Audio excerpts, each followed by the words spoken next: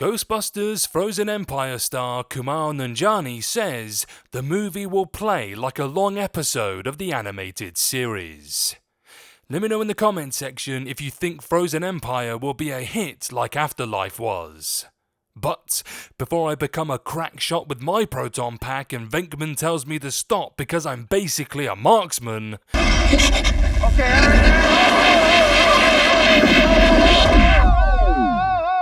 Nice shooting, Tex. I'd like to say hello guys and gals, I'm Nick, and welcome to 30's Feedback. So, after 2016's Ghostbusters Answer the Call failed to reboot the dormant action comedy franchise, Jason Reitman hopped aboard the IP train and delivered Ghostbusters Afterlife, a legacy sequel bringing back many of the original movie's stars alongside a new young cast of characters. Now Reitman's well-received follow-up is getting its own sequel, which directly continues the saga kicked off by his 2021 effort. With the Ghostbusters Frozen Empire release date still months away, cast member Nanjiani has offered up a tease of the movie's tone, somewhat surprisingly comparing it not to either of the original movies, but the beloved animated show The Real Ghostbusters. In a tweet touting the newly released trailer, the actor revealed his connection to the franchise, including the animated entry that ran from 1986 to 1991. Here's what Nanjiani tweeted on X. That sounds absurd.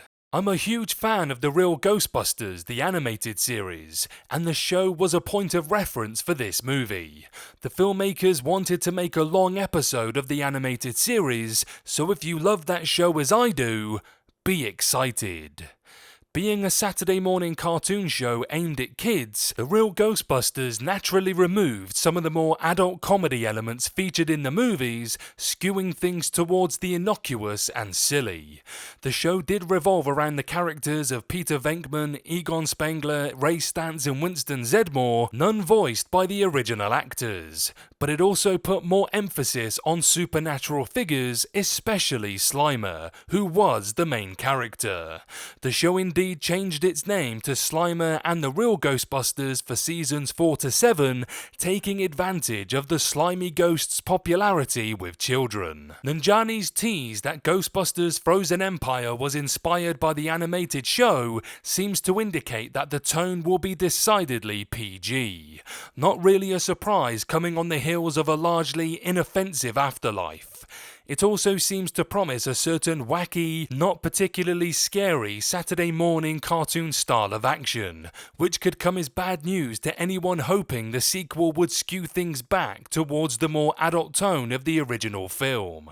Reitman's second Ghostbusters effort will seemingly be another shameless nostalgia trip like his first, and one that drifts even further away from the semi-anarchic, not-for-kids comedy spirit of the classic original. Aside from the financial aspects, Afterlife, despite its mixed reviews, proved that the new era of Ghostbusters could work. While currently there's no way to know whether a Ghostbusters movie without the old cast would work, the Afterlife and Frozen Empire movies have taken steps towards that point.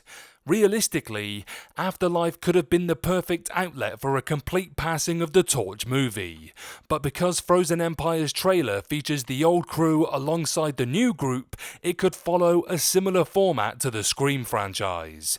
For instance, Scream 2022 was the perfect passing of the torch legacy sequel, but Scream 6 followed up with some legacy characters again, though the final girl, Sidney Prescott, was absent, so they're dragging out the legacy aspects for a bit before shifting to a brand new era.